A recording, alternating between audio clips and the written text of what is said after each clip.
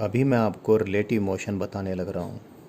पिछली वीडियो में मैंने आपको ये बता दिया था कि रिलेटिव मोशन को हम कैसे पढ़ें, कैसे समझें।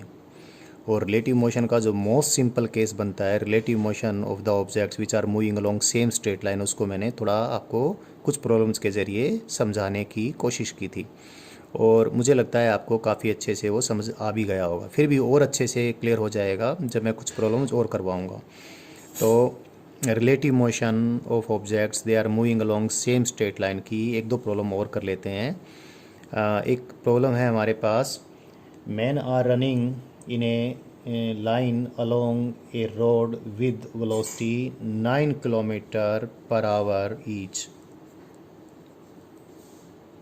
9 kilometer per hour each, one behind the other, with equal distances between them, that is equal to 20 meter, 20 meter, 20 meter, like that.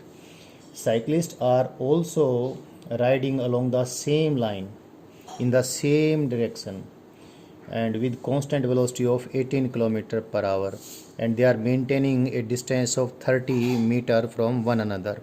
ऐसे मैन और साइकिलिस्ट जा रहे हैं.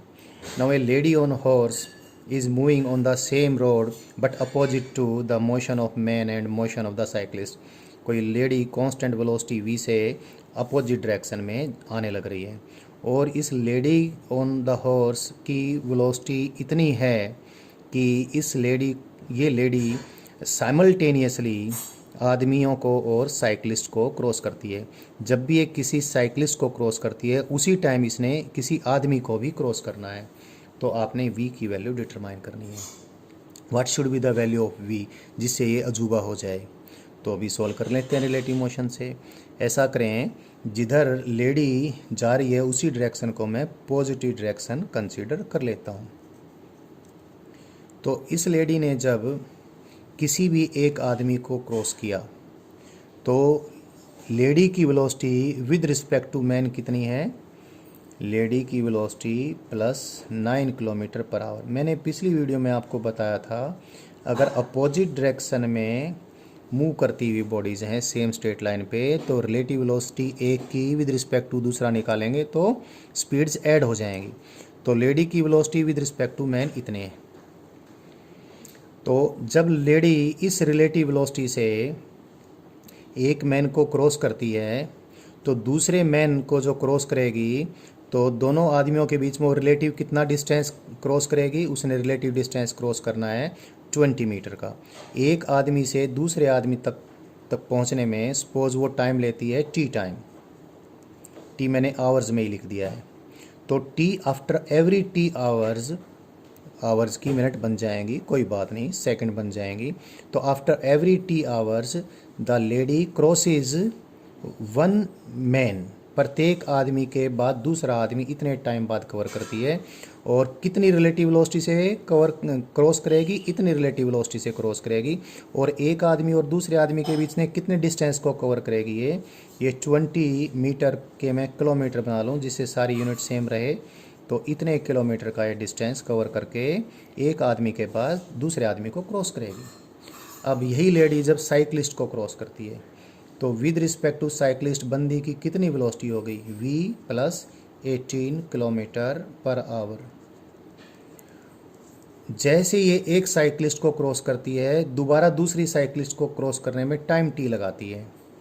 लेकिन प्रॉब्लम ये है कि जिस समय ये एक साइकिलिस्ट को क्रॉस करती है उसी समय सामने किसी आदमी को भी क्रॉस करती है. और फिर दोबारा भी वही बात, जिस समय दूसरे साइकिलिस्ट को क्रॉस करेगी उसी टाइम दूसरे आदमी को भी क्रॉस करेगी. यानी एक आदमी से दूसरे आदमी तक पहुंचने का टाइम और एक साइकिलिस्ट से दूसरे साइकिलिस्ट तक पहुंचने का टाइम भी सेम है. तो इतनी रिलेटिव वेलोसिटी से सेम टाइम में इसने कितना डिस्टेंस कवर करना है, जो दो साइकिलिस्ट के बीच डिस्टेंस जो कितना है 30 मीटर. 30 मीटर मतलब 30 डिवाइड बाई 1000 किलोमीटर. तो ये हमने रिलेटिव मोशन से आसानी से इसको सोल्व कर लिया. अब सोल्व हो गया है, बस आपने इसको इससे डिवाइड करना है. So it is v plus 18 kilometre per hour divided by v plus 9 kilometre per hour is equal to, इसको इससे डिवाइड कर दिया तो ये 3 डिवाइड बाई 2 आ गया.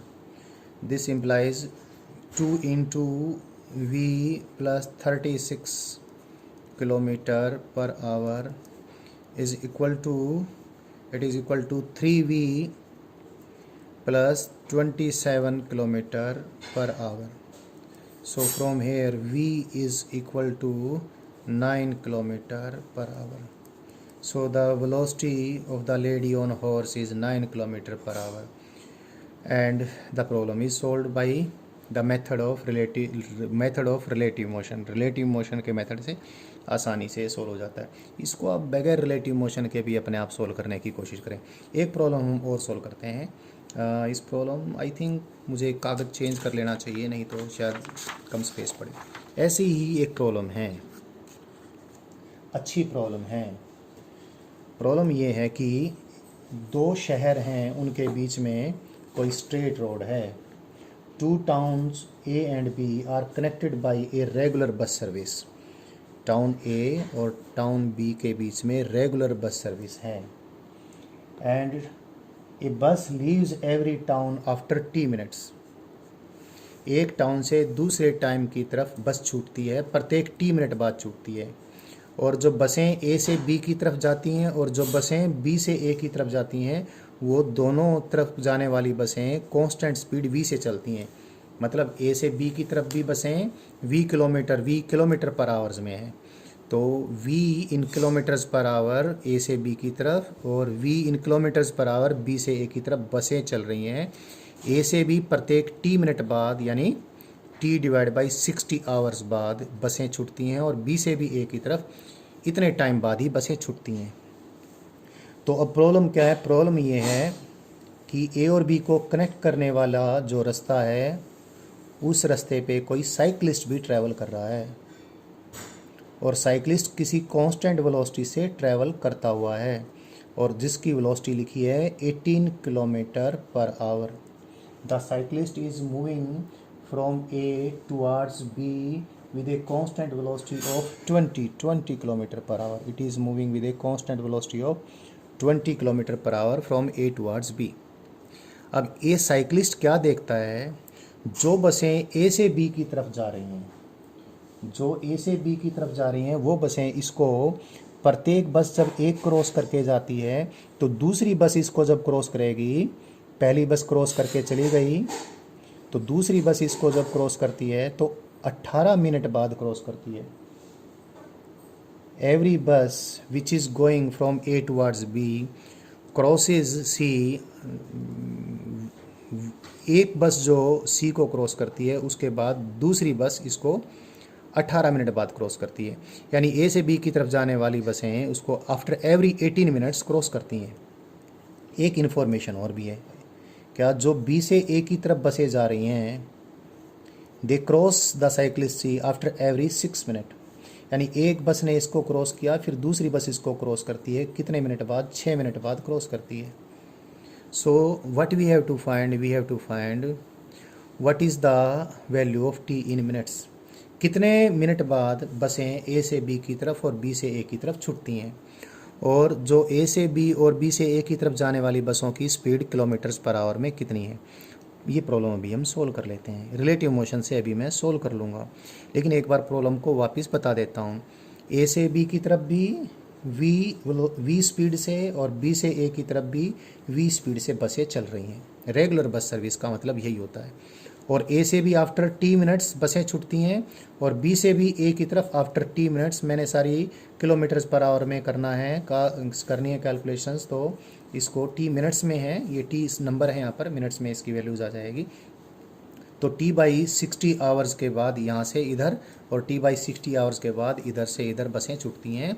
और इस सड़क पे कोई ए से बी की तरफ साइकिलिस्ट भी जा रहा होता है 20 किलोमीटर पर आवर की कांस्टेंट स्पीड से। तो साइकिलिस्ट को क्या मिलता है?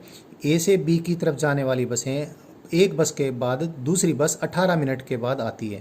यानी the bus is going from A to B cross the cyclist C after every 18 minutes and the bus is going from B to A cross the cyclist C after every 6 minute. तो जो बसों की speed है v kilometre per hour में वो निकालनी है और बसें कितने मिनट बाद छूटती हैं ए से बी की तरफ और बी से ए की तरफ, वो टाइम भी हमने निकालना है। तो इसको भी अभी रिलेटिव मोशन के तरीके से सोल्व कर लेते हैं। इसको सोल्व करने के लिए मुझे सिखाने के लिए थोड़ा आसान तरीके सिखाने के लिए मैं दो ऑब्जर्वर बिठा देता हूँ ग्राउंड पे, जिससे बात जो कहूँ आपको समझ में आ जाए। एक तो ये ऑब्जर्वर O1 है, और मैं कुछ कल्पना करता हूँ कि ये ऑब्जर्वर्स बसों के ड्राइवर्स के साथ संवाद कर सकते हैं, और साइकिलिस्ट भी बसों के ड्राइवर के साथ बोल सकता है। तो कोई बस जो ए से बी की तरफ जाने लग रही थी, इस ऑब्जर्वर को सड़क पे जो बैठा हुआ है, कोई भिखारी टाइप का लेकिन साइंटिस्ट टाइप का भी है, इसको कुछ कैलकुलेशंस करनी आती है, समय बुरा है बेचारे का। तो जब किसी बस ने इस ऑब्जर्वर O1 को क्रॉस किया तो V स्पीड से क्रॉस किया। इस ऑब्जर्वर ने इस बस को बाय बाय टाटा कहा, ड्राइवर को राम राम या जो भी नमस्ते करना था वो किया, वो ड्राइवर निकल गया। इसने ड्राइवर को कहा, ड्राइवर साहब आप तो V वेलोसिटी से मुझे क्रॉस किए हैं। ड्राइवर ने कहा हाँ जी। अब जैसे ही ये वाली बस इस साइकिलिस्ट को क्रॉस करती है, क्योंकि साइकिलिस्ट की स्पीड तो 20 किलोमीटर पर आवर है, साइकिलिस्ट को इस बस की स्पीड कितनी नज़र आएगी? इसको नज़र आएगी V-20। मैं बाद में यूनिट्स यूज़ कर लूँगा, मैं किलोमीटर पर आवर यहाँ पर लिखा हूँ। तो साइकिलिस्ट को इस पहले वाली बस की वेलोसिटी कितनी नज़र आई? V-20 किलोमीटर पर आवर आगे की तरफ, यानी B की तरफ नज़र आई। अब पहली बस तो निकल गई, दूसरी बस जब आती है O1 पर, यानी ये जो टाउन ए से चलने वाली जो बी की तरफ चलने वाली बस है, जैसे इस ऑब्जर्वर O1 को क्रॉस करती है, पहली बस क्रॉस कर गई, जब दूसरी बस आती है तो दूसरी बस कितनी देर बाद छूटेगी? यहाँ से T मिनट बाद, यानी कितने आवर बाद? T/60 मिनट बाद। तो ये जब दूसरी बस वाले को ये ऑब्जर्वर बाय बाय टाटा करेगा तो कहेगा, जनाब पहले वाली बस तो V स्पीड से क्रॉस की गई करके गई थी, और मुझे मालूम है सभी बसों की स्पीड कांस्टेंट है, और आप इतनी देर बाद आए हो, अब तक आपसे पहले वाली बस कितनी दूर जा चुकी है? आपकी velocity in kilometre per our into time in hours. तो ये कहेगा कि पहली बस साहब आपसे इतना दूर आगे जा चुकी है। अब वही बस जो दूसरे वाली बस है, जब साइकिलिस्ट पे पहुंचेगी तो साइकिलिस्ट कहेगा ड्राइवर को, जनाब पहली बस V-20 किलोमीटर पर आवर से मेरे को क्रॉस करके गई, आप भी इसी वेलोसिटी से मेरे को क्रॉस कर रहे हो, सभी बसें मेरे को इसी वेलोसिटी से क्रॉस कर रही हैं, सभी बसों की वेलोसिटी मुझे V-20 किलोमीटर पर आवर ही दिख रही हैं, और आप 18 मिनट बाद मेरे को क्रॉस कर रहे हो, यानी कितने घंटे बाद? 18 डिवाइड बाई 18 डिवाइड बाई 60, इतने आवर्स बाद आप मेरे को क्रॉस कर रहे हो। तो तब तक 18 मिनट बीत चुकी हैं, और 18 मिनट में पहली बस मेरे से इतनी दूर जा चुकी है, और कहेगा कि आपकी बस और पहले वाली बस में इतना डिस्टेंस है। तो जो ग्राउंड पर जो ऑब्जर्वर बैठा है उसने तो दोनों बसों के बीच में डिस्टेंस इतना कहा, और साइकिलिस्ट ने दोनों बसों के बीच में डिस्टेंस इतना कहा, लेकिन दोनों बसों के बीच में डिस्टेंस तो कोई भी चाहे कुछ भी कहे, जितना है उतना ही तो रहेगा। तो ऑब्जर्वेशन तो साइकिलिस्ट की दो बसों के बीच के डिस्टेंस की इतनी है, और इस ऑब्जर्वर O1 दो बसों के बीच के डिस्टेंस को इतना कहेगा। एक इक्वेशन हमारे पास ये बन गई है। 60 से मैं 60 भी कट कर देता हूँ, V/T हेयर T मिनट्स में है, ये V किलोमीटर पर आवर में है, ये एक रिलेशनशिप हमारी बन गई, इक्वेशन नंबर 1। अब बात करते हैं उन बसेस की जो कि B से A की तरफ चल रही हैं। कोई बस B से चलने वाली जैसे ही इस ऑब्जर्वर को क्रॉस करती है, ऑब्जर्वर ड्राइवर के साथ हेलो हाय करता है, कहता है जनाब आप तो V स्पीड से कांस्टेंट स्पीड रखोगे क्या? हमने कहा हाँ जी कांस्टेंट रखेंगे। अच्छा आप V स्पीड से जा रहे हो, V स्पीड से क्रॉस कर गया। जैसे ही ये बस O2 को क्रॉस करती है, कितनी स्पीड से क्रॉस करती है? V स्पीड से। लेकिन जब ये बस इसको क्रॉस करेगी, इधर क्रॉस करेगी साइकिलिस्ट को, क्योंकि इसकी वेलोसिटी तो इधर है, साइकिलिस्ट की इधर है, साइकिलिस्ट को इसकी स्पीड कितनी नज़र आएगी? साइकिलिस्ट को इसकी स्पीड आएगी, साइकिलिस्ट की है 20। तो साइकिलिस्ट क्या कहेगा? जनाब आपकी स्पीड तो बड़ी तेज़ है जी, इधर जाने वालों की तो V-20, आपकी तो V+20 है kilometre per our, V+20 kilometre per hour. तो साइकिलिस्ट इधर से अपोजिट डायरेक्शन से आने वाली बसों की स्पीड कितनी बोलेगा? बसों की speed with respect to ground plus cyclist की स्पीड, कहेगा इतनी। साइकिलिस्ट को इसको इधर से जाने वाली बसों की स्पीड इतनी नजर आएगी। तो जिस बस ने O2 को क्रॉस किया था V स्पीड से A की तरफ, उसी बस ने साइकिलिस्ट को क्रॉस किया है A की तरफ इतनी स्पीड से। अब T मिनट बाद दूसरी बस आती है। जब T मिनट बाद दूसरी बस आएगी तो ये ऑब्जर्वर कहेगा जनाब इतने टाइम में तो आपसे पहले जाने वाली बस इतनी दूर जा चुकी है, स्पीड इनटू टाइम टेकन। तो ये ऑब्जर्वर इधर जाने वाली बस को, B से A की तरफ जाने वाली बस को, दूसरी बस जब आएगी T मिनट बाद आएगी, कहेगा T/60 आवर्स कह दिया इसने, और ये कहेगा कि पहली बस आपसे इतनी दूर आगे जा चुकी है A की तरफ। ये कहेगा आओ आओ मुझे तो मालूम है, तुम कौन सा ज़्यादा जानते हो। तो B ने O को और O ने B को जो बात कही मैंने इस प्रकार से मैथमेटिकली लिख दी। अब वही बस जो दूसरी बस जिसने O2 को क्रॉस किया था साइकिलिस्ट पे कितनी देर बाद पहुंचती है। पहली बस को साइकिलिस्ट को क्रॉस किए 6 मिनट हो चुके, कितने आवर्स हो चुके 6/60 इतने आवर्स हो चुके। तो जैसे ही दूसरी बस C पर पहुंचेगी, C साइकिलिस्ट पे पहुंचेगी, साइकिलिस्ट कहेगा कि पहली बस को तो मेरे को क्रॉस किए 6 मिनट हो चुके और पहली बस मेरे को इतनी स्पीड से क्रॉस करके गई थी, इसलिए पहली बस अभी इतनी दूर मेरे से पहुंची होगी, यानी आप जहां पर आए हो आपसे वो इतना आगे निकल चुकी है।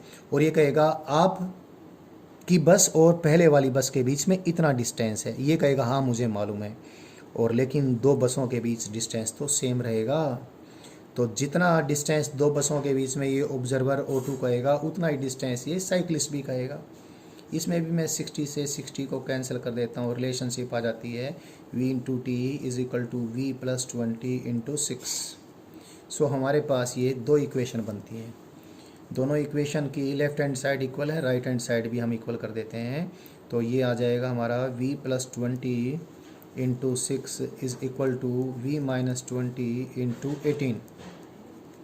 V+20 = V-20 × 3, V+20 = 3V-60। So that is 2V = 80, V = 40। मैं पहले से बोल दिया था कि यूनिट्स को मैं नेगलेक्ट कर रहा हूँ, लास्ट में यूनिट पुट कर दूंगा। मैंने V को किलोमीटर पर आवर में ही लिया था, सो 40 kilometre per our. So every बस either it is going from A to B or it is going from B to A, they are flying with this constant speed of 40 km/h। और V की value में इन दो equation में से किसी में भी लिख लेता हूँ तो T की वैल्यू मिनट्स में आ जाएगी। तो V की वैल्यू मैंने पुट कर दी यहाँ पर 40 × T = V की वैल्यू है कितनी, V की वैल्यू है 40 + 20 60 × 6 हो गया, तो दैट इज़ इक्वल टू 6 × 6 / 4 इतने minutes, that is T = how much 9 minutes. So the question is solve. प्रत्येक 9 मिनट बाद बसें A से B की तरफ छूटती हैं और प्रत्येक 9 मिनट बाद बसें B से A की तरफ छूटती हैं और बसों की स्पीड 40 किलोमीटर प्रति घंटा है। तो इस प्रकार से हमने ये दो क्वेश्चन रिलेटिव मोशन के और भी किए हैं। Motion along a straight line का रिलेटिव मोशन मैंने आपको और भी डिस्कस करके बताया। एक प्रॉब्लम और भी कर लेते हैं। कोई नदी है जो कि किसी कांस्टेंट वेलोसिटी से, प्रॉब्लम को अलग से बोलने के बजाय प्रॉब्लम को साथ साथ समझा भी देता हूँ कि प्रॉब्लम क्या है और फिर उसका सॉल्यूशन भी समझा दूंगा। कोई नदी है जो कि कांस्टेंट स्पीड से डाउन स्ट्रीम डायरेक्शन में u स्पीड से सपोज ये बह रही है और जो कि इस क्वेश्चन में निकालनी भी है हमें। और होता क्या है, कोई पट्टा है, कोई फट्टा है जिसको फ्लोट कहेंगे, फ्लोट भी इस नदी में पानी के साथ साथ बह रहा है। ऑब्वियसली फ्लोट की वेलोसिटी भी उतनी ही तो होगी जितनी कि पानी की होगी। तो कोई फ्लोट है जिसको मैं F बोल देता हूँ, फ्लोट भी इस नदी में पानी के साथ साथ इतनी वेलोसिटी से ही बहने लग रहा है। और एक मोटर बोट भी है जो कि डाउन स्ट्रीम ट्रैवल कर रही है। ये मोटर बोट, इसको मैं M लिख देता हूँ या बोट के लिए B लिख देता हूँ। ये मोटर बोट पानी में डाउन स्ट्रीम जा रही है और इसकी velocity with respect to water constant है। इसकी पानी की तुलना में, यानी पानी में जिस स्पीड से ये बोट चल सकती है वो सपोज फिक्स्ड है, वो v है। चाहे बोट डाउन स्ट्रीम जाए चाहे अप स्ट्रीम जाए, जब भी ये पानी में ट्रैवल करती है विद रिस्पेक्ट टू वाटर, इसकी स्पीड फिक्स्ड है जो कि v है। तो टी टाइम पर, जीरो टाइम पर घटना ये घटती है कि ये बोट फ्लोट को क्रॉस करती है डाउन स्ट्रीम डायरेक्शन में, और उस समय कोई ग्राउंड पर पॉइंट है ए, फिक्स पॉइंट कोई पेड़ है, उस पेड़ को ये बोट भी और ये फ्लोट भी एक साथ क्रॉस करते हैं। यहाँ तक बात आपको समझ में आ गई होगी। अब ये बोट आगे चलती है और क्योंकि बोट की वेलोसिटी ज़्यादा है, फ्लोट की कम है, तो बोट इसको क्रॉस कर जाएगी और 1 घंटे तक ये इसी constant speed with respect to water travel करती रही, और 1 घंटे बाद ये टर्न ले लेती है। तो टर्न लेने के बाद ये कुछ टाइम तक ट्रैवल करती रहती है अपस्ट्रीम। टर्न लेने के टी टाइम बाद तक ये अपस्ट्रीम ट्रैवल करी। कितने टाइम बाद? टी टाइम बाद, टी आवर्स में है।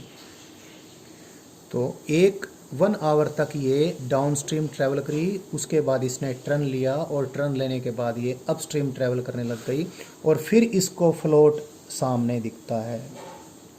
फ्लोट इसको फिर सामने दिखता है। बोट लेकिन अब किधर जा रही है? इधर जा रही है। विद रिस्पेक्ट टू वाटर इसकी स्पीड अब भी v है, लेकिन अब जब इसको फ्लोट इसको वापस वाली जर्नी में दिखता है तो फ्लोट इस पेड़ से 12 किलोमीटर डाउन स्ट्रीम बहकर आ चुका है। ये तो इस प्रॉब्लम से रिलेटेड सूचनाएं हैं। अब इसमें सोल्व क्या करना है? सोल्व ये करना है, what is the speed of the river. River में बहते हुए पानी की स्पीड कितनी है, ये हमने कैलकुलेट करनी है। अभी कैलकुलेशन कर लेते हैं। डाउन स्ट्रीम डायरेक्शन को हम पॉजिटिव डायरेक्शन ले लेते हैं। तो डाउन स्ट्रीम जब मोशन था, इस जर्नी के 2 पार्ट कर लिए मैंने। Boat is travelling down stream, boat is going down stream. तो इस दौरान बोट की velocity of boat with respect to water is velocity of boat with respect to ground minus velocity of water। Relative motion की ये physics मैंने लिख ली। But velocity of boat with respect to water positive direction में है और ये v है। Velocity of boat with respect to ground हमें नहीं मालूम है, तो वो हमने निकालनी है, अभी निकाल लेंगे। Velocity of boat with respect to ground, इसको मैं डाउन स्ट्रीम डायरेक्शन के दौरान इसको v1 बोल देता हूँ, और क्योंकि पॉजिटिव है तो v1 लिख दिया मैंने। तो v1 minus velocity of water, तो लगातार डाउन स्ट्रीम है और यही पॉजिटिव डायरेक्शन, इसको मैंने u लिख दिया। तो डाउन स्ट्रीम मोशन के दौरान velocity of boat with respect to ground कितनी आएगी हमारी? v प्लस u आ जाएगी। So listen, what is v1? v1 is the velocity of boat with respect to ground. अभी 1 घंटे तक ये डाउन स्ट्रीम डायरेक्शन में मूव की, तो 1 घंटे में इसने कितना डिस्टेंस ट्रैवल किया होगा, इसको मैं लिख देता हूँ। यहाँ से यहाँ तक के डिस्टेंस को अगर मैं लिखूँ, इस डायग्राम में मैं बना भी देता हूँ। इसको let me call it x1 लिख देता हूँ। तो 1 घंटे में जितना x1 डिस्टेंस ट्रैवल कर जाएगी उसको मैं क्या लिखूँगा? विद रिस्पेक्ट टू ग्राउंड है x1 डिस्टेंस, कितना? Velocity with respect to ground v plus u, acceleration तो है ही नहीं, इनटू टाइम टेकन। टाइम कितना है? 1 आवर। 1 आवर को तो मैं 1 आवर ऐसे लिख देता हूँ, ये किलोमीटर्स पर आवर में। One equation we obtained. अब इसने टर्न लिया। अब दूसरा पार्ट में स्टडी करवाता हूँ। बोट इज गोइंग अपस्ट्रीम जब अपस्ट्रीम डायरेक्शन में आएगी तो relative velocity of boat with respect to water ये -v है। -v क्यों? क्योंकि अब ये डायरेक्शन नेगेटिव है, क्योंकि ये डायरेक्शन पॉजिटिव थी। और ये हमने इस क्वेश्चन में पहले ही बोला है, चाहे बोट डाउन स्ट्रीम जाए या बोट अपस्ट्रीम आए, बोट की speed with respect to water fixed है। तो speed with respect to water v ही है इसकी, क्योंकि डायरेक्शन अब ये नेगेटिव में है, इसलिए मैंने वेलोसिटी लिखा। Velocity of boat with respect to water को मैंने -v लिख लिया। But velocity of boat with respect to water की वही फिजिक्स है, velocity of boat minus velocity of water. तो यहाँ से अब वेलोसिटी ऑफ बोट निकाल लेंगे। Velocity of boat in second, अभी तो मैं इसको यूज ही कर देता हूँ, -v। वेलोसिटी ऑफ बोट अब नेगेटिव डायरेक्शन में है, तो इसको मैं क्या लिख देता हूँ, -v2। सेकंड केस में जब बोट इधर आ रही है तो विद रिस्पेक्ट टू ग्राउंड इसकी स्पीड v2 है, तो वेलोसिटी कितनी, -v2, because this direction is negative. And minus velocity of what, velocity of water, जो कि लगातार पॉजिटिव u है। तो -v2 कितना आ गया, -v2 आ जाता है हमारा, या v2 निकाल लें, हम स्पीड निकाल लें, स्पीड की वैल्यू कितनी आ जाएगी, ये इधर आकर पॉजिटिव हो जाएगा, v minus u। Now this is the speed, ये v2 वेलोसिटी नहीं स्पीड है, स्पीड ऑफ द, वेलोसिटी लिखूंगा तो मुझे नेगेटिव साइन लगाना डायरेक्शन के लिए।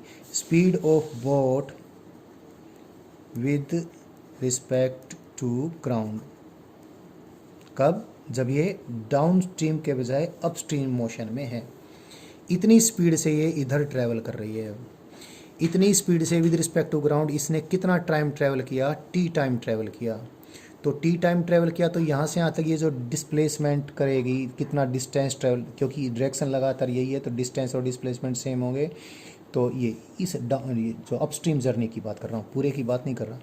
तो सपोज ये x2 है, तो बताएं x2 कितना होगा, इधर ही वेलोसिटी है v2, इधर ही डिस्प्लेसमेंट है x2, तो कितना आए, x2 इज इक्वल टू, इधर कितनी वेलोसिटी मैग्नीट्यूड है v2, ये, या फिर अगर आप डायरेक्शन के साथ करना चाहते हैं तो यहाँ भी अगर आप स्पीड के बजाय वेलोसिटी में ही विश्वास करते हैं तो चाहे आप वेलोसिटी लिख दें। वेलोसिटी तो क्या लिखूँगा, -v2, और -v2 कितना है अपना, -v2 है -v माइनस u, और इधर डिस्प्लेसमेंट नेगेटिव साइन लिया मैं तो क्या लिख दूँ, -x2 is equal to velocity जो कि है -v2 इंटू यहाँ से यहाँ तक का टाइम कितना है, t इन आवर्स। तो फिर माइनस से माइनस साइन कटेगा, क्या आ गया, x2 is equal to v2 into T है। डायरेक्ट लिख सकते थे, इधर डिस्टेंस x2 है, इधर स्पीड v है, इधर स्पीड v2 है, तो x2 is equal to v2 into T. तो मैंने इसको वैल्यूज पुट कर दी, x2 is equal to v2 की वैल्यू कितनी है, v minus u into T, T is in hours. अब देखें इस डायग्राम को, ये तो x2 की वैल्यू मैंने यहाँ निकाल दी, और ये यहाँ से यहाँ तक था x1, तो x1 में से मैं x2 सब्ट्रैक्ट कर दूँ तो कितना आ जाएगा, 12 किलोमीटर। सो x2 और x1 का डिफरेंस लिया, x1 minus x2 that is equal to 12 kilometre. x1 की वैल्यू ये है, इसमें से x2 सब्ट्रैक्ट किया तो मैं क्या लिख दूँ, इसको लिख दूँ मैं v plus u into 1 hour minus v minus u into T, T is in hours is equal to 12 kilometre. ये इक्वेशन नंबर 1 में से 2 सब्ट्रैक्ट करके ये हमारे पास एक इम्पोर्टेंट इक्वेशन बन गई, जिसको इक्वेशन नंबर सपोज मैं 3 बोल देता हूँ। अब इस 12 किलोमीटर का भी हम भेद खोल लेते हैं। What is this 12 kilometre? This 12 kilometre is the distance travelled by this float. ये फ्लोट 12 किलोमीटर का डिस्टेंस ट्रेवल करता है कितनी देर में? देखो, बोट 1 घंटे तक का टाइम तो ये लिया और t घंटे का टाइम इसने ये लिया, तो कुल कितना फ्लोट ने यहाँ से लेकर यहाँ तक, बोट ने यहाँ से लेकर यहाँ तक आने में कितना टाइम लिया, 1 आवर प्लस t। तो 1 आवर प्लस टी में ये जो फ्लोट है ये कितना मूव कर जाएगा, the displacement of the float that is 12 kilometre is equal to its velocity जो कि आगे की तरफ पॉजिटिव है जो कि कांस्टेंट है u, एंड टाइम कितना लिया है, it is 1 hour plus T, T is in hours. तो ये 12 किलोमीटर की बात तो ये भी तो है, और 12 किलोमीटर तो ये भी तो है, दोनों वैल्यूज़ बराबर कर दें। ये वैल्यू कितनी है जो आप देख रहे हो यहाँ पर, इट इज़ v, मैं खोल लेता हूँ, v into 1 hour plus u into 1 hour this minus v into T minus minus plus u into T is equal to 12 kilometre, 12 kilometre ये है क्या, u into 1 hour plus u into T, u into T से u into T cancel हो जाता है हमारा, ये cancel हो गया, और u इंटू 1 आवर से u इंटू 1 आवर भी कैंसिल हो गया। ये अरे राम, ये तो बहुत आसान चीज़ बन गई। तो v into 1 hour minus v into T in hours is equal to 0, so from here we get t is 1 hour. इसका मतलब ये हुआ कि जब बोट वापस मुड़ गई थी तो बोट का वापस से इस फ्लोट को क्रॉस करने का भी टाइम 1 घंटा ही है। तो बस अब तो कुछ नहीं बचता है, t की वैल्यू हम इस इक्वेशन में पुट कर दें, 12 kilometre is equal to u plus 2 hours, so this gives u is equal to 6 kilometre per hour. तो नदियाँ इतनी कांस्टेंट वेलोसिटी से बह रही थी। तो ये प्रॉब्लम भी relative motion along a straight line की एक अच्छी प्रॉब्लम थी। इतनी प्रॉब्लम्स के साथ आपको relative motion along a straight line समझ में आ जाना चाहिए, और आप प्रॉब्लम जब करेंगे तो और भी आपको क्लैरिटी हो जाएगी। अभी मैं आपको relative motion in a plane समझाने वाला हूँ अगली वीडियो में। पहले उसको समझाऊँगा और फिर उससे रिलेटेड बहुत सारी प्रॉब्लम्स आपको करवाऊँगा।